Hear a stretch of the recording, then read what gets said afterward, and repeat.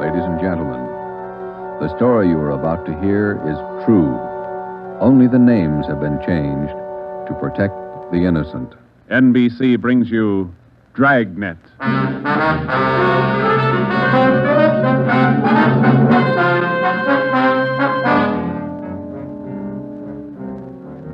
You're a detective sergeant. You're assigned to homicide. Somewhere in the tangled web of your city, there's a killer on the loose. A young woman has been brutally murdered. The weapon, a steel bludgeon. Your job is to get him. Dragnet, the documented drama of an actual crime, investigated and solved by the men who unrelentingly stand watch on the security of your home, your family, and your life. For the next 30 minutes, in cooperation with the Los Angeles Police Department, you will travel step by step on the side of the law through an actual case from official police files. From beginning to end, from crime to punishment. Dragnet is the story of your police force in action.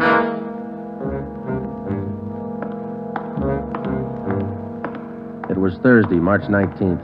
It was foggy in Los Angeles. We were working the night watch out of homicide detail. My partner's Ben Romero. The boss is Ed Backstrand, chief of detectives. My name's Friday. It was 9:14 p.m. when I got to the old Central Jail building, third floor. The crime lab. Hi, Joe. Hi, coming, Lee. Just ran a spectrograph. What'd you find? The paint flake from the victim's head matches that paint on the hunk of pipe. Any prints? The pipe was clean, no latent prints. Well, that figured. Anything else? Got those blood test reports. A couple of slides for you to look at under the comparison mic. Mm-hmm. Thanks, Lee. Oh, hi, Joe. Didn't hear you come in. What's it look like, Ben? Well, here's the blood test reports. This one is blood found on the piece of pipe. Type A. This one's blood from the victim. Type A. They match.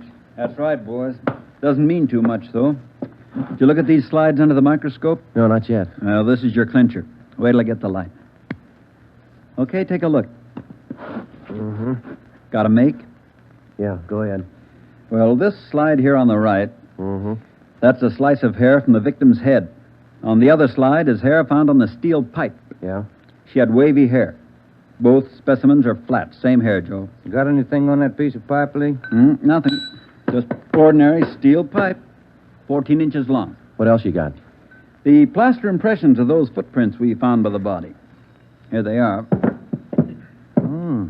Crepe soles?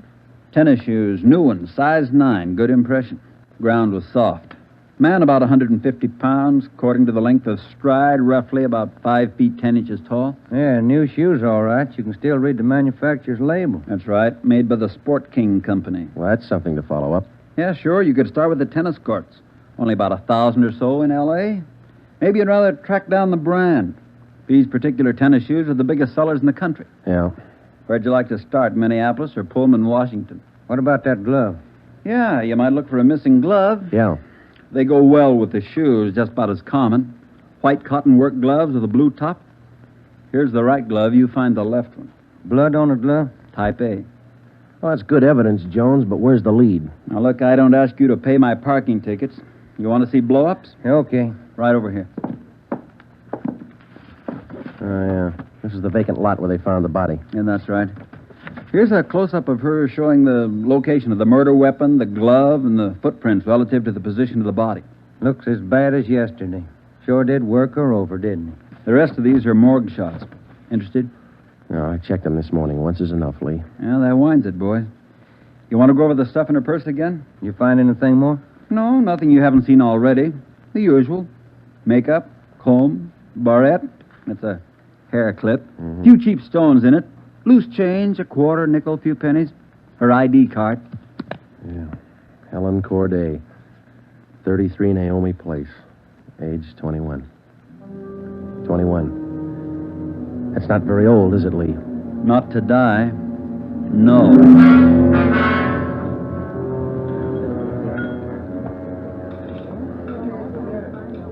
Helen Corday. Who could kill Helen Corday? Why? Why do you say that, Mr. Meyer? Well, people kill for money. They kill for love. Helen Corday had none of these. No boyfriend? Not in here. No, she was a good worker.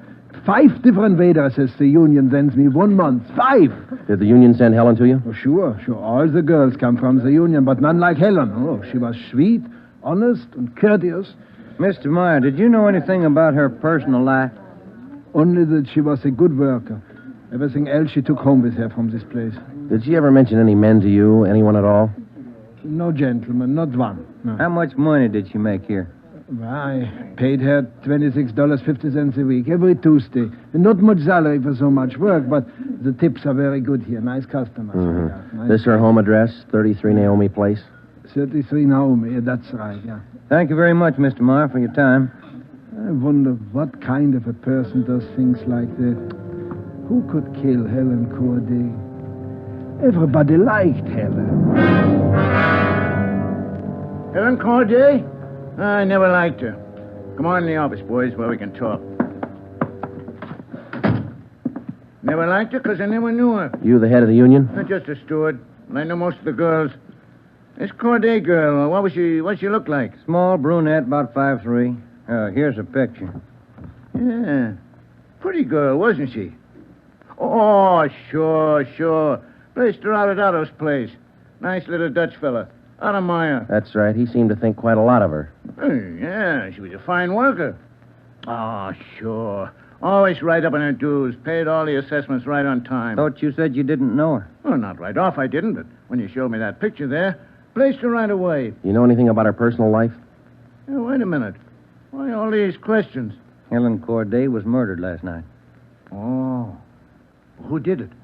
You know anything about her personal life? Well, you can see my position, Sergeant. 1,200 girls. Check 'em in, check 'em out.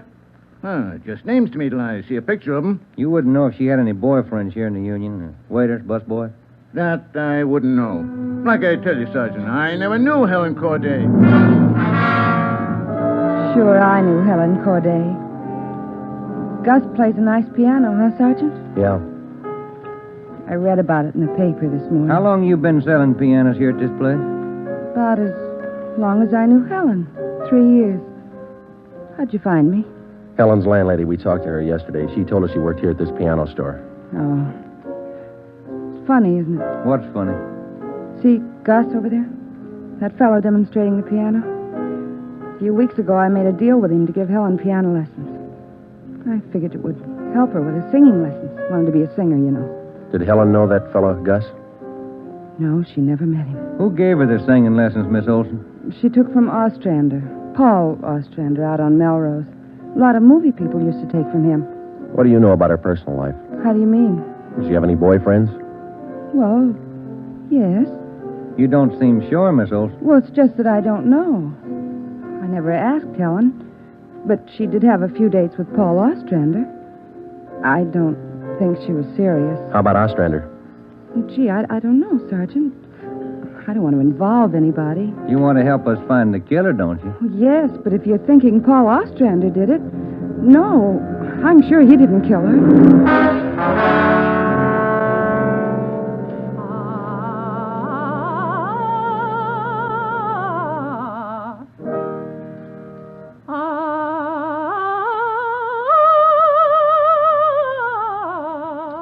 That's all for today, Victoria. No, gentlemen. I did not kill Helen Corday. You gave her singing lessons, Mr. Ostrander. You knew her pretty well? Yes, I gave her voice coaching for about 1.5 years. Helen showed a little promise. Not a great voice, a bad vibrato. You knew her pretty well? Why do you say that? Mr. Ostrander, didn't you used to take her out once in a while? No, I didn't know Helen socially at all. We know you had dates with her. That's not true. Only times I saw her was when she came here to the studio for lessons. You better tell the truth, Mr. Ostrander. We can prove that you've been out with her. Afraid of the publicity, is that it? Certainly that's it. I have a successful business here. I've spent years building it. Anything like this would ruin me. Then you have been out with her. Only a few times. Nothing serious. I had nothing to do with her murder. Now, that's the truth. Don't you know that withholding information about a thing like this can go kind of hard for you? Yes, I know that. What else could I do? Mr. Ostrander, somewhere in this city right now, there's a guy who beat a young girl to death.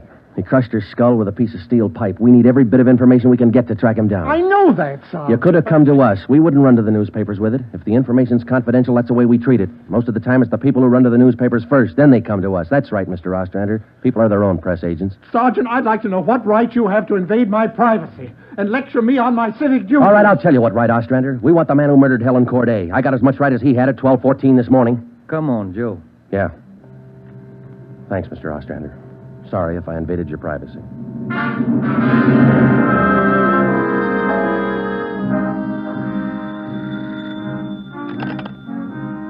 Chief of Detectives Office, Helen. No, I'm sorry, ma'am. You got the wrong extension. Try 2511. You're welcome. Hi, Friday, Romero. Chief's been looking for you. Thank you, Mike. Come on, Joe. Yeah. Hello, Joe. Ben. Sit down. What'd you get? A notebook full of notes. A crime lab full of evidence. Nothing to tie them together. These some of the people you interviewed?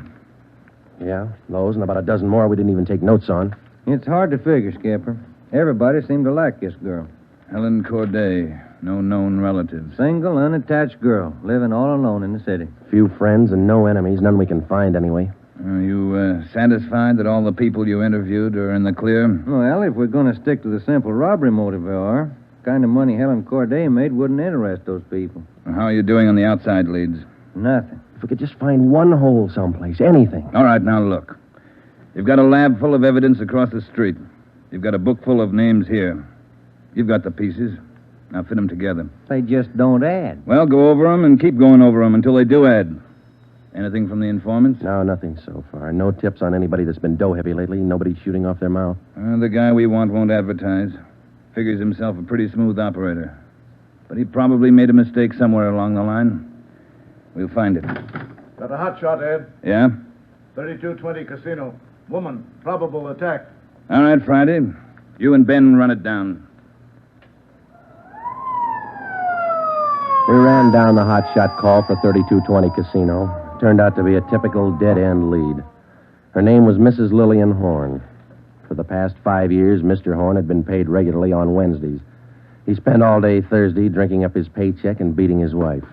The call had no connection with the Corday murder. We made the usual call into communications. Unit 80K to Control 1, 80K to Control 1. Control 1 to 80K, go ahead. On that probable attack, 3220 Casino, code 4. 80K, roger. 80K to Control 1, KMA 367. That was the beginning. For the next 3 days, we followed up every lead and every call, but they were all blind. All units were alerted, and they had as much information on the killer of Helen Corday as we did. Ben and I cruised throughout the entire Central Division. We covered every probable call that might have some connection with the murder. Attention, Unit 41R. 1654 Swanson Terrace, a woman, victim of probable attack, code 3. Unit 41R. It didn't make any difference what the call was. If there was a possibility it might tie in with the Corday murder, we ran it down. We made it a 24-hour job. So far, if the killer made a mistake, we hadn't been able to find it. The Corday funeral was on Monday. They were all there. The girl's landlady, the voice teacher Ostrander, the girlfriend Marie Olson, the man from the union, and her boss Otto Meyer. But nobody else we hadn't checked. That was Monday afternoon. Monday night, we went back to the old routine, tracking calls during the night in the squad car, picking up small threads that led nowhere. 3 more days of the same thing. Thursday morning, 1 week after we found Helen Corday's body, we got an anonymous phone tip. I know who killed Helen Corday. His name's George Barlow. He lives at 418 White Oak Avenue. He used to date her up all the time. Get him and you've got the murderer. We checked George Barlow and about 10 others just like him. None of them knew Helen Corday. Saturday night, Ben and I were back in the squad car cruising the Central Division. Saturday night's a good night for robbery. By 10 p.m., we'd run down 4 various calls. 123, code 1. 123, roger. 12G, call your station. Unit 13R, 1254 Tower Road. A woman screaming. Investigate the trouble. Code 2. Let's handle that one, Ben. Yeah, okay. I'll notify communications. Unit 80K to Control 1. 80K to Control 1. Control 1 to Unit 80K. Go ahead.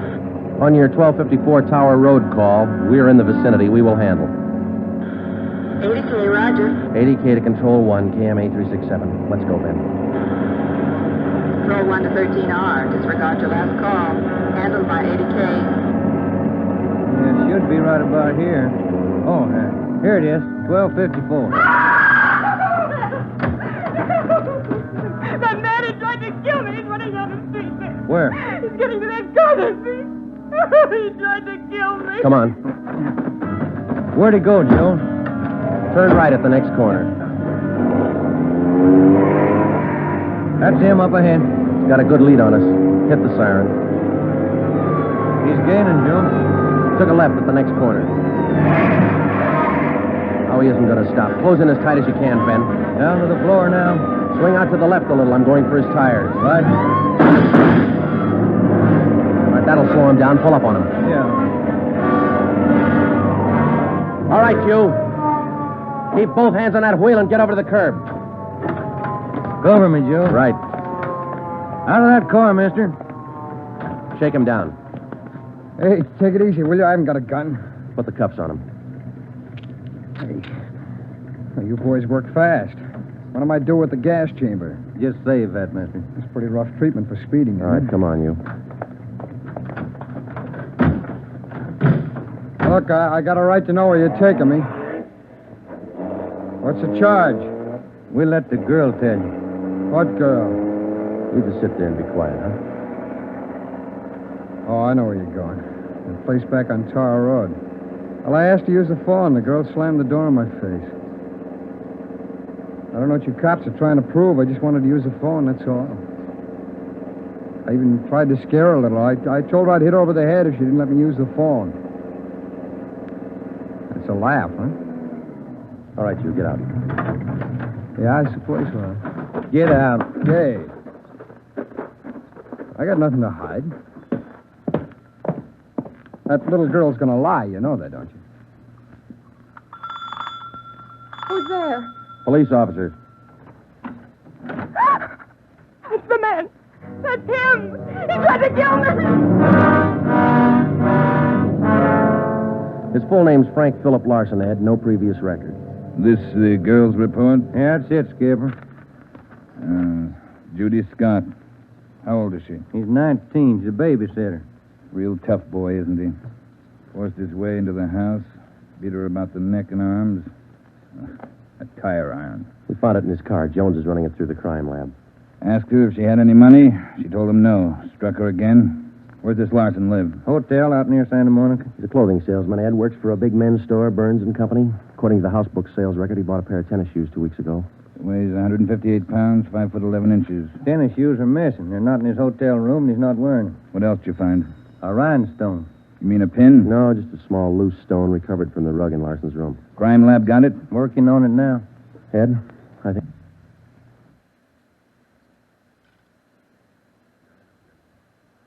We got the man who killed Helen Corday. A few scraps of circumstantial evidence and a hunch.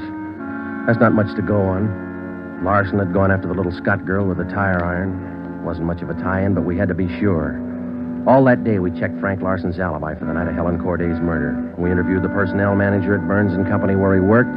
We talked to all the clerks who knew him, the manager of the hotel where he lived. We found out everything we could about Frank Larson. And that night at 10 o'clock, we had the prisoner brought to the interrogation room. How are you, Larson? Fine. Just fine. I like jail. Sit down. Lousy weather, been foggy all over town. I wouldn't know. I've been inside all day. How old are you, Larson? 31, same as the last time you asked me. Where'd you go to school? I didn't. I was born smart. You sell clothes, don't you, Larson? We know you work for Burns and Company. Remember, you told us. What is all this? What are you guys trying to build? Just want to know if you like selling clothes. That's all. What do you coppers know about clothes? One blue serge a year is your speed. You know quite a bit about clothes, don't you? I've been selling them for 5 years. Can you tell me something I've been wondering about? What's that? Are your socks and tie always supposed to match? That's what the style books say.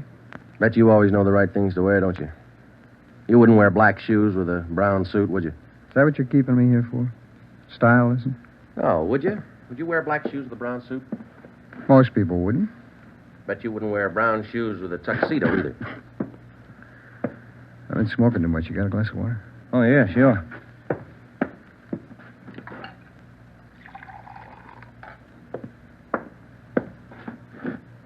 There you are, Larson. Thanks. That's good and cold. How about it? Would you ever wear brown shoes with a tux? Nobody would. That's a navy blue flannel you got on there, isn't it? Yeah. It's a good-looking suit. Stop around sometime. Get you a good deal. Suit like that flannel there you're wearing, you'd never wear tennis shoes with an outfit like that, would you? What do you think? I think you did. I think you wore them the night you killed Helen Corday. Who? Maybe you didn't have the blue suit on, but you were wearing tennis shoes, Sport King, size 9. Sell for $5.95. You picked them up at a discount. Cost you $3.25. Where'd you get that? Out of the house book, Burns and Company. You wouldn't have those shoes around now, would you? We couldn't find them in your hotel room. Your boss, Mr. Craig, used to think a lot of you, Larson. Before you started drinking on the job, your commissions used to run pretty high up the last couple of months. What happened? That cheap rye get to you? Well, you two really nosed around, didn't you? When are you going to tell me what I eat for breakfast? Cornflakes, cup of coffee, donut, sometimes 2 donuts when you're hungry. Elsie waits on you at the Royal Cafe. She gets a dime tip. Can I have some more of that water? Help yourself, there's a cooler. They're good and cold. How about it, Larson? Where are the tennis shoes? They wore out. In 3 weeks? Can't be very good tennis shoes. No, they didn't wear out. What'd you do with them? You know all the answers. You figure it out. We know you bought the tennis shoes. We don't know where they are now. We know you had them, size 9. 3 feet from the body of Helen Corday, we found 2 size 9 footprints made by a pair of Sport King tennis shoes. We figured the man weighed about 150 pounds. You weigh 158. Figured he's about 5'10". You're 5'11". You come awful close to being the same build as the man who killed Helen Corday, don't you, Larson? And you wear the same size tennis shoes, same brand name. A lot of people wear 9s. It's the average size. They sell a lot of Sport Kings, too. Everybody wears them. If we could find your pair, might make a difference. Doesn't mean your tennis shoes made the prints with the body. Doesn't prove it didn't, neither. What'd you do with them, Larson? I threw them away. That's too bad. Might make a difference. No, what difference could it make? I threw them away, that's all. Now, how about the mate to this glove? I never saw it before. Found this right-hand glove by the body of Helen Corday. Just an ordinary cotton work glove. Everybody wears them. If we could find the missing left glove, why, might make a difference. Size medium. That's average, too, isn't it, Larson? I never saw work gloves. I wouldn't know. No, but you bought work gloves, haven't you? Not a pair of those. Mean like this, don't you? We only got one. What kind of work gloves did you buy? I didn't buy any. You just said you did. I never said I bought any work gloves. You bought tennis shoes, though, didn't you? I told you I bought the tennis shoes. Didn't I tell you I bought them? No, you didn't tell us. We told you. Found out from Burns and Company where you worked. All right, you told me. I bought them. You know that. Same kind of tennis shoes that made footprints by Helen Corday's body. It wasn't me. Then why won't you tell us what you did with the I've shoes? already told you I threw them away. They were only 3 weeks old. Must have worn out awful fast. I didn't say they wore out. They got too dirty. No, you told us they wore out. Remember, Larson? I don't remember what I told you, but I don't have them now. We know you don't have them now. Where are they? He told us. They got too dirty. Right, Larson? Yes. Yes, that's what I said. Anyhow, you haven't got them now. No, I haven't got them now. All right, now, just for the record, Larson, which was it? Did they get too dirty or did they wear out? Whatever I said before. You said both before, Larson. All right, I said both. You haven't got anything on me. We got that little Scott girl statement from last night. She says you tried to kill her. She's lying. I told you she'd lie, didn't I? I only wanted to use the phone. She says you hit her with a tire iron. Did you hit her with that iron? No, I only tried to scare her. I didn't hit her with anything. Then how'd you get those marks around her neck and arm? Police doctor says they were made by that tire iron. I don't care what your doctor says. I didn't hurt her. Now, what do you mean, Larson? You didn't hurt her or you didn't hit her with that tire Neither iron? one. I just wanted to use her phone. How'd you know she had a phone? I didn't know if she had a phone. I just went up to find out. To find out what? To find out if I could use her phone. Thought you said you didn't know if she had a phone. I don't know anything the way you twist everything around. Sorry, Larson. We only want the truth. How about a cigarette? Yeah, I could use one. Here's the light. Larson, where were you Wednesday night, March 18th? How many times you going to ask me that same question? Just want to make sure we got it right. I told you this morning. I went to a show. I got out about 11, had a beer, and I went home. What time did you get home? About 11:30. Did you stay home? I went to bed. What'd you see at the show? I never remember the names. You ought to try to remember this, and it's pretty important. Oh, it was a deluxe theater. It was Spencer Tracy and something. What was on when you walked in? The news. I never go in the middle of a picture. Neither do I. Spoils them for me. Yeah, that's right. The girl in the box office doesn't remember seeing you go in. What'd she know? It was Keno night. There was a big crowd. Did you win anything? I never do. Anybody hit the jackpot? I don't remember. They give away a lot of money at those neighborhood theaters. I always remember who hits the jackpot. Well, all right, you do. I don't. Do you remember if anybody won the jackpot? I told you, no. Did they have a jackpot at that show? I guess they do. I don't know. You knew it was Keno night. You should know if they had a jackpot. Maybe they had a jackpot. I don't know. I went out for a smoke. You said the cartoon was on when you walked in. Why do you always twist what I say? I told you the news was on when I went in. You remember anything about the newsreel? It was 10 days ago. How do I know what was in it? I only know it was a newsreel, that's all. You're lying, Larson. We checked your alibi. The manager of the theater had to cut the newsreel Wednesday night because the show was running long with Keno night. You didn't go to the show Wednesday night, did you? All right, maybe I didn't. I don't remember. What's the difference? The difference is you could have been in that vacant lot the same night, the night Helen Corday was murdered. I didn't kill her. You can't prove I did. Interrogation room, Friday. Hiya, Jones. It did, huh? You're positive. Yeah, okay. Thanks, Lee. Sure you don't want to tell us what you did with those tennis shoes? I'm not going to go back over all that. I've told you guys all I'm going to tell you. You know how the Corday girl was murdered? How would I know? I don't know anything about it. She was on her way home from work, as usual, about midnight. Of course, you were home in bed about that time. But you didn't go to the show that night, Larson. On her way home, Helen Corday always took a shortcut across a vacant lot. She was about halfway through the lot when the murderer tried to grab her purse. She screamed and he struck her. Hit her several times with a piece of steel pipe 14 inches long. He beat her to death with that piece of steel pipe. Then he dropped the pipe in the right-hand cotton work glove. He left 2 footprints, size 9, Sport King tennis shoes. I know all that. Well, here's something you don't know. When the killer scooped the paper money out of that girl's purse, he accidentally took along a loose rhinestone. A stone that fell out of a cheap barrette in the bottom of her bag. He carried that stone home with him. When he reached in his pocket to pull out the money he stole from her, the rhinestone fell on the floor. So? We found that rhinestone on the rug in your hotel room. Well, I haven't lived in that hotel room all my life. Maybe the tenant before me dropped it there. No, not this one. We checked the cement that held it in that barrette. It matches the glue on the stone. No, Larson, that rhinestone came from the hair clip that Helen Corday wore before she was murdered. And that's enough to take you to the district attorney with. What am I supposed to say? We want you to tell us the truth. Why did you kill Helen Corday? Yeah. You want the sandwiches and coffee now, Sergeant? Bring them in, Mike. Looks like we're going to be here a long time. Yeah, I brought you ham, cheese, and liverwurst, and some fruit. Coffee's black, cream and sugar on the side. Thank you, Mike. Ah, it looks good. What kind you want, Larson? Ham, cheese, or liverwurst? Oh, you're not hungry? Okay. Sandwich, Joe? No, thanks. I think I'll have an apple, huh? Yeah. Okay. I fixed you a plate there, Larson. Coffee's right here. It's a fine apple. Nice and fresh. This a Washington apple? Yeah, I don't know. Is that coffee hot enough? No, it's fine. Where'd Mike pick these up? Well, across the street. Eddie's? Yeah, Oh, take good. Well, drink your coffee anyway, Larson. It's getting cold. All right! I didn't want to kill her. She screamed and I hit her. All I wanted was her purse. That's all I wanted. She wouldn't give to me. She had to fight back, so I hit her. I didn't want to kill her. All she had to do was give me the purse and I wouldn't have hurt her. I was drinking and I didn't know what I was doing. I was drunk. I didn't mean to kill her. I didn't mean to kill her. Mike. Yeah, Joe? Stay with him. We'll call the stenographer.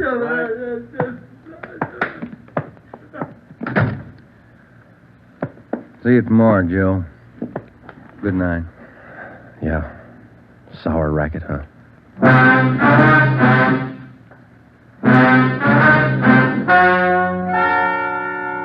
The story you have just heard is true. Only the names were changed to protect the innocent. Frank Philip Larson was tried and convicted of murder in the first degree. He was executed in the lethal gas chamber at the state penitentiary.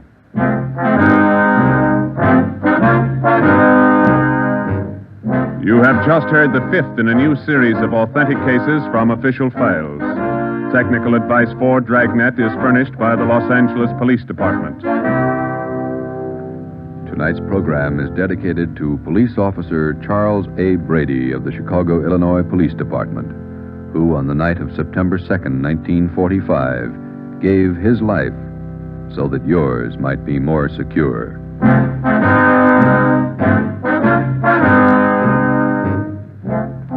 Dragnet came to you from Los Angeles. This is NBC, the national broadcasting company.